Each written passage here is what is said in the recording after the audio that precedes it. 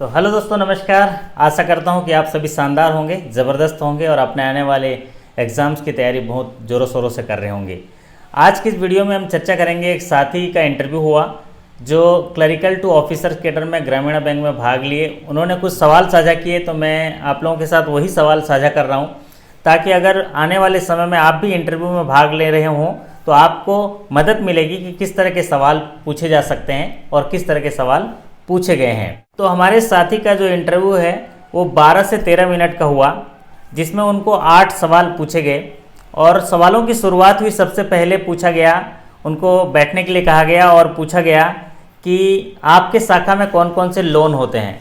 देखिए, जब आप अधिकारी वर्ग के लिए जाते हैं तो आपकी जो समग्र ज्ञान कुशलता है उसको व्यवहार में कैसे आएगा, उसको बिजनेस व्यावसायिक निष्पादन के तौर पे किस तरह से आएगा, बैंक की प्रॉफिटेबिलिटी कैसे बढ़ेगी, वो उसका मुख्य स्रोत है, वो लोन है। तो उनसे सवाल पूछा गया, आपकी शाखा में कौन कौन से लोन होते हैं।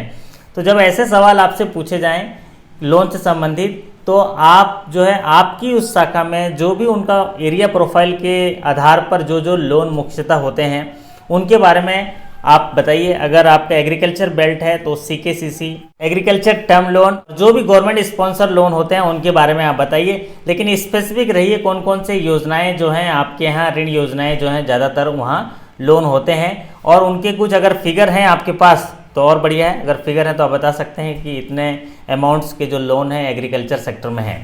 दूसरा सवाल उनसे पूछा गया कि जेएलजी और एसएचजी में क्या अंतर है, कि सेल्फ हेल्प ग्रुप के बारे में बताइए और जॉइंट लायबिलिटी ग्रुप के बारे में बताइए। तो ये तो आप सभी लोग जानते होंगे, क्योंकि एग्जामिनेशन में भी इन्हीं से जुड़े हुए सवाल आते हैं कि सेल्फ हेल्प ग्रुप जो बनाया जाता है वो सेविंग हैबिट डेवलप करने के लिए बनाया जाता है और म्यूचुअल कोऑपरेशन बढ़ाने के लिए किया जाता है। इनका प्राइम उद्देश्य लोन लेने के लिए नहीं होता है। और जेएलजी जो बनाया जाता है वो बैंकों से लोन लेने के लिए बनाया जाता है। तो फिर उनसे अगला सवाल पूछा गया है, हाउसिंग लोन के लिए क्या क्या डॉक्यूमेंट की ज़रूरत होती है।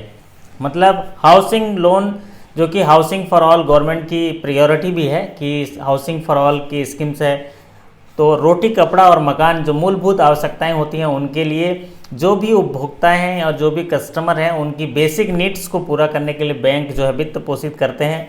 और अगर किसी के मूलभूत आवश्यकताओं की अगर आप पूर्ति करते हैं तो उससे बेहतर क्या हो सकता है। इसीलिए हाउसिंग लोन एक मूलभूत आवश्यकताओं की पूर्ति करने के लिए वित्त पोषण है।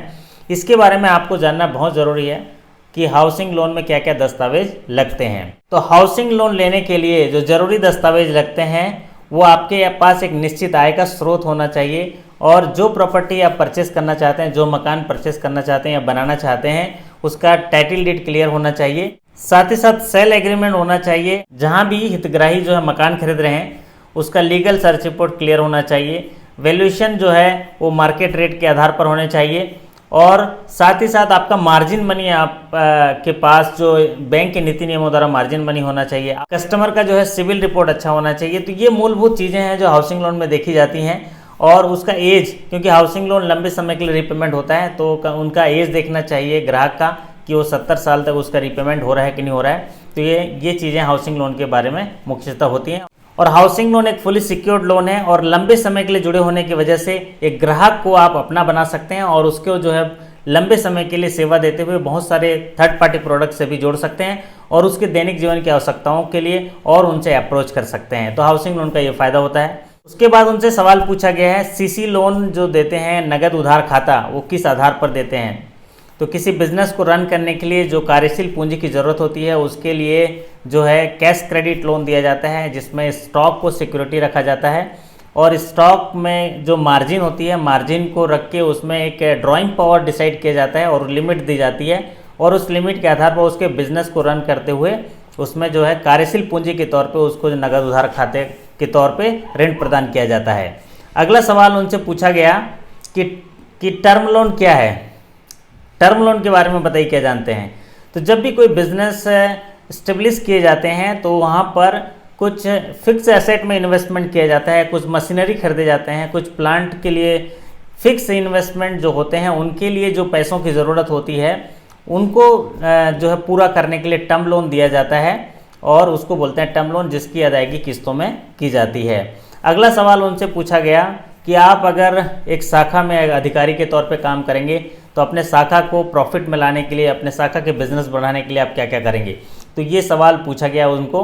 तो एक शाखा में एक अधिकारी के तौर पर काम करते हुए एरिया प्रोफाइल पर पैनी नज़र होनी चाहिए। एरिया प्रोफाइल के बारे में पूरी जानकारी होनी चाहिए।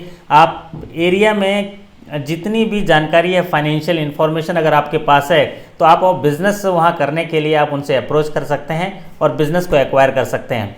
एक अच्छी ग्राहक सेवा, एक अच्छी कम्युनिकेशन स्किल और ज्ञान कौशल और आप समग्र व्यवहार कुशलता के साथ शाखा के व्यवसाय बढ़ाने में मदद कर सकते हैं। इसी तरह अगर आप जवाब देंगे तो इंटरव्यूअर जो है काफ़ी आपसे प्रभावित होंगे और आपका इंटरव्यू शानदार रहेगा। तो जी हाँ दोस्तों, हमारे साथी से ये सवाल पूछे गए। आशा करता हूँ कि ऐसे सवाल आपसे भी पूछे जाएँ तो आप बेहतर तरीके से उनका उत्तर दे पाएंगे। उत्तर देने की आप प्रैक्टिस करिए और जब हम प्रैक्टिस करते हैं तो उसको सही तरीके से बोल पाते हैं। जी हाँ, इस वीडियो से आपको ज़रूर मदद मिली होगी। अगर मदद मिली होगी तो एक लाइक कर दीजिए और आगे आने वाले समय में फिर और ऐसे सवालों के साथ हम लोग मिलते रहेंगे। आप सभी के सकुशलता और सफलता की कामना करते हुए आपसे विदा लेता हूँ। फिर मुलाकात होगी अगले वीडियो के साथ। तब तक के लिए आपका धन्यवाद। नमस्कार। Thank you so much.